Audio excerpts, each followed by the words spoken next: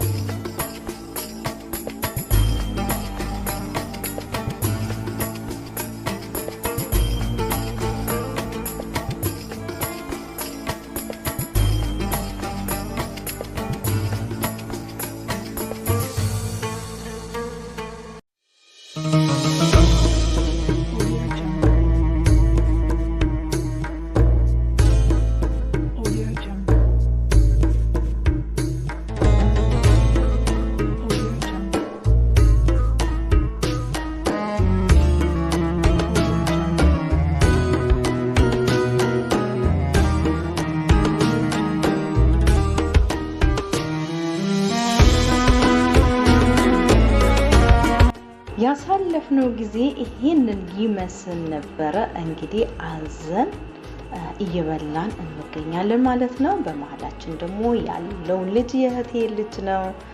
ስሙ የሱፍ ይባላል። እነዛ ደግሞ እህቶቼ ናቸው። እንግዲህ ይሄንን ይመስል ነበረ። ሾርማ እንዲሁም በጣጥስ እንዲሁም ደግሞ በርገር አንድ ላይ አዘን ለስላሳ ነገሮችን አዘን እየበላን እየጠጣን እያወራን እየተጫወትን እየተዝናናን በጣም ደስ የሚል ጊዜ አንድ ላይ ሆነን አሳልፈናል ማለት ነው። እንግዲህ ስታዩት እንደምትወዱት ተስፋ አደርጋለሁ። ለዚህ ቻናል ደግሞ አዲስ የሆናችሁ ሰብስክራይብ፣ ላይክ እንዲሁም እንድታበረታቱኝ በአክብሮት ተጠይቃለሁ ማለት ነው። ነባር ቤተሰቦቼ ደግሞ በላይክ እንዲሁም ደግሞ በሼር በጥሩ ኮሜንት እንድታበረታቱኝ ከጎኔ እንድትቆሙ ጠይቃለሁኝ ማለት ነው በአክብሮት። እንዲሁም ደግሞ ኢትዮጵያ ሀገራችንን አላህ Subhanahu Wa Ta'ala ይጠብቅልን፣ ህዝቦቿን ይጠብቅልን፣ የለብንን መከራ ሁሉ አላህ Subhanahu Wa Ta'ala ያንሳልን እያልኩኝ ሁላችንም ደግሞ በሰው ሀገር ላይ በስደት ያለን ቤተሰቦች በጣም በርካታ በጣም ብዙ ነንና ሁላችንም በሰላም ሀገራችን ገብተን በሰላም በቃ እንደው በደስታ በጥሩ ህይወት እንድንኖር ምኞቴ ነው ማለት ነው።